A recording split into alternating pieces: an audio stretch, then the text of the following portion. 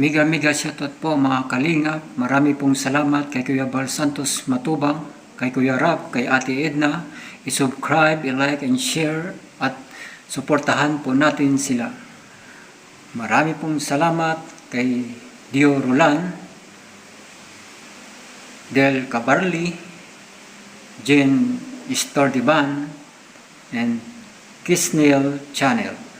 Marami pong salamat. Isuportahan po natin yung Team Anli and Team Koroda. Tara po, panoorin po natin ang video ito.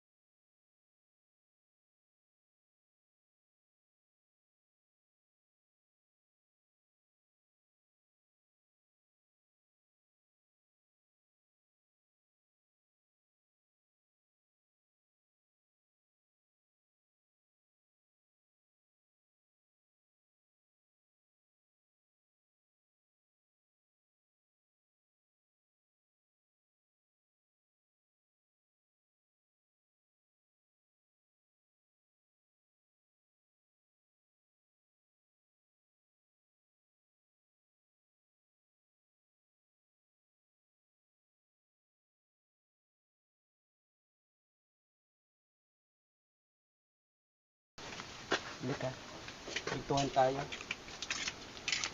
Kasi sila papa mo.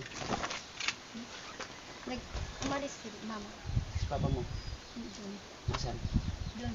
Anong ginagawa? Wala, nakaupo. Nakaupo. Papa mo pala yung nakaupo doon. Kala ko bisita.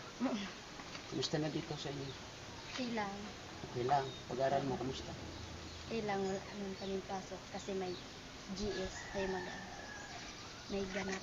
May ganap doon. Opo. So, hindi sa inyo na, hindi sa mga estudyante ninyo or sa inyo na estudyante? Ano lang, grade 11 to 12. Kaming 7 tapos 8. Wala. Okay. So, kumusta itong bahay ninyo? Ba't di pa napapagawa? Wala pa kasi tayo, pangpagawa. Wala pang pampagawa. Opo. Bakit ikaw? Wala ka pang trabaho? Wala, nag-aaral. Nag-aaral pa. So, dikit mo nga ito dyan. Kwentuhan nga tayo sa atin. So, yun nga, medyo matagal-tagal tayong hindi nagkita, no? Po. So, ito po mga kalingap yung loob ng bahay. Bakit? Ano na nangyari at ganyan na yung mga bubong ninyo? May butas na kasi tayo kaya nilagyan na lang din yan para di lagyan ng tubig dito sa baba ay sa loob. So, ibig sabihin, pag umuulan sa labas, umuulan din ang loob ng bahay ninyo? Opo. Oo. So, ilan kayo nakatira dito? 7. 7. Opo. Si papa mo anong trabaho sa ngayon? Naglalaot po tayo. Naglalaot. Opo. So, wala siyang ibang pinagkakitaan maliban sa paglalaot? Wala.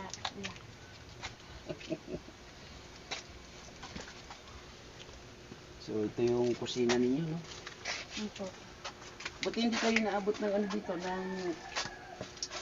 Anong tawag nito? Yung pagtaas ng tubig. Buti hindi kayo naabot dito. Pag malakas na yung ulan, may pumapasok ditong tubig. Tubig dito? Opo. Ay, grabe, no?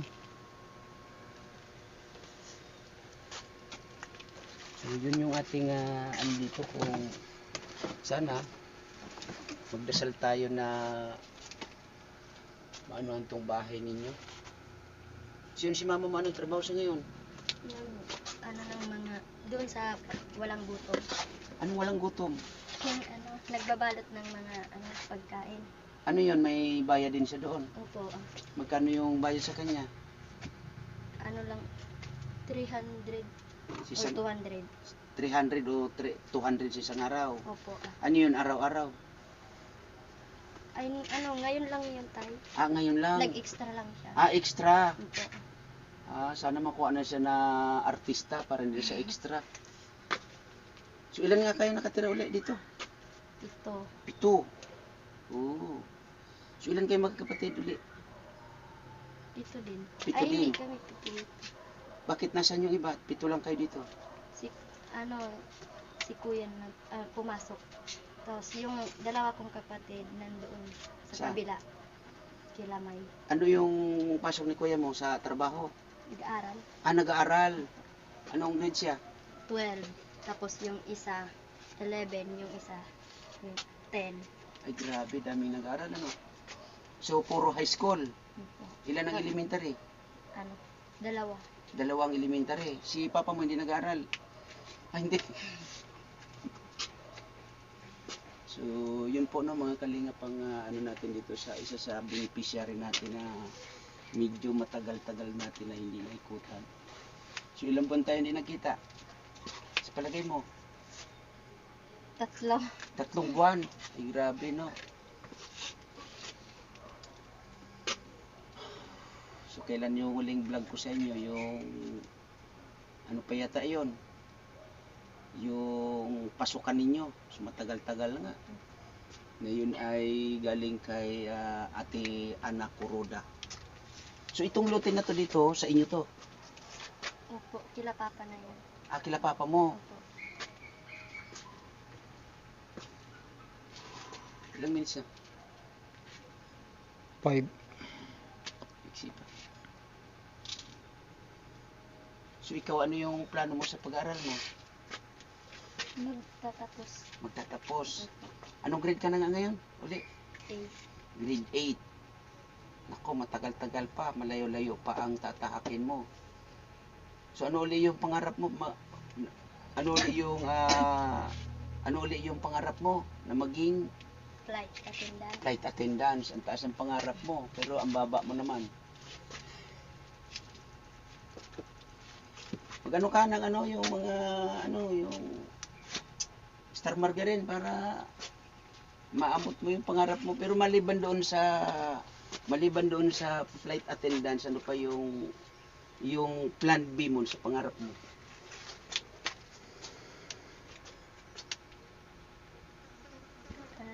Nurse. Nurse, uli ganun din yun. So parang napipilitan ka sa kailangan meron kang pangarap na talagang as in yung nasa puso mo, nasa isip mo na yun ngayon yung iyong pagpupursigihan. Okay? Kasi ang pag-aaral yun yung magiging mana mo sa pagdating ng panahon. At pag natapos ka, ipagawa mo na lang itong bahay niyo. Ganun lang. So si papa mo magkano naman ang kinikita sa isang araw sa paglalaot niya? Hindi ko alam tayo. Hindi mo alam. Yung ginagamit niya na bangka sa inyo, sarili niyo? Hindi. Sumasama lang siya doon sa kapatid ni mama. Kumbaga nakikilaot lang o nakikisabay. So wala bang plano sila papa mo na ano itong bahay? Meron pag nakakuha daw sila ng pera pangpagawa, pangbili ng material. Mayroon naman hinihintay na pera? Wala. Kala ko mayroon nang hinihintay na pera. So, sa pamumuhay din dito, sa pang-araw-araw, kumusta naman? Okay lang tayo. Okay lang. Opo. May bigas kayo dyan. Meron pa. May pagkain. Wala. Bakit? Ay, meron, kanin. Kanin.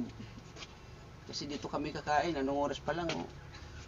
Wala pa kaming kain kung saan na kami pupunta. Galing kami sa aming pinanggalingan. Abay, gutom na, lalo na yung aking deputy, oh. Gutom na yan. Sibuti may kuryente kayo dito. Very good. Yun nga, kasi yung bahay talagang as in.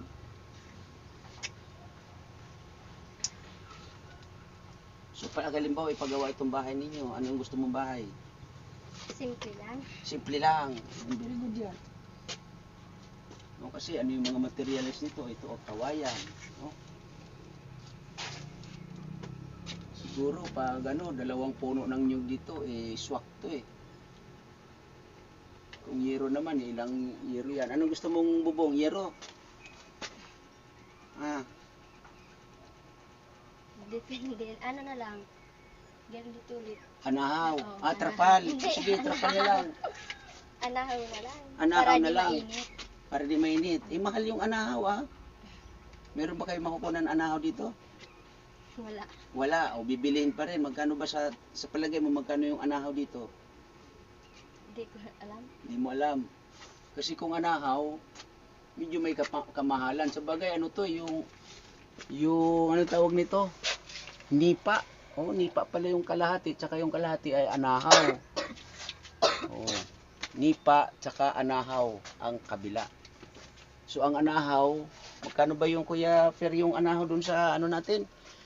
3 piso. 3 3 piso yata yun, 6 na piso. Kasama na pagbubong.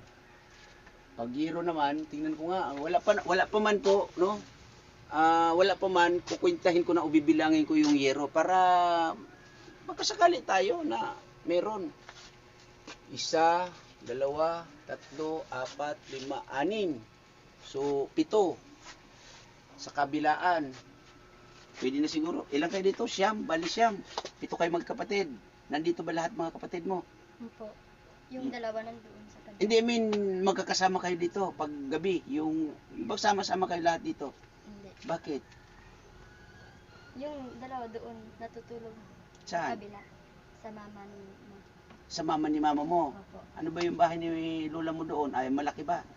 Katulad din ito. Kakatulad din ito. E di, pag ito napagawa, dito na rin uuwi sila. Ang grabe, no? Yun nga, no? Kung bibilangin natin ang yero dito, ay siguro 7. 7 na siguro digis lang. O digis na yero. Pag 7, 14. Pwede na ba yun sa'yo? Pag yero?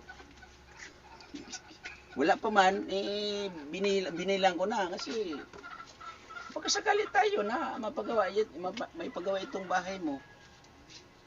So siguro sa nyug dito, meron ba kayong mahihingian ng nyug? Meron ba kayong nyugan dito na sarili? Wala. Ay wala din. Naku, bibili pa tayo diyan. Sige lang pag alamin natin. Sino ba yung niyo dito, kapitan? Kakausapin ko, baka sakali may mag-donate ng puno ng nyug. Mag-ano na lang tayo sa mga donation para mapagawa itong bahay ninyo. Grabe naman, So, yun nga po mga kalingap, mga kaibigan sa mga nandito po, no. Yun po yung sitwasyon ng bahay ng isa sa beneficiary natin na si, ano ulit pangalan mo? Yung tunay na pangalan? Erwina Joy. Erwina Joy. Ano apelyido? Umbaw. Umbaw. So, anong barangay to? Barangay Tinanugan. Yan, Barangay Tinanugan. Yun nga po, no? Nung una natin itong nasumpungan, ay ganito na yung kanilang bahay. Hanggang ngayon, ganito pa rin. So, may 1 year na ba tayo magkakilala? Meron na siguro, no? O, diba? Tagal-tagal na. Pero hanggang ngayon, ito pa rin yung bahay ninyo. Kaya baka sakali tayo na merong makakita sa inyong sitwasyon.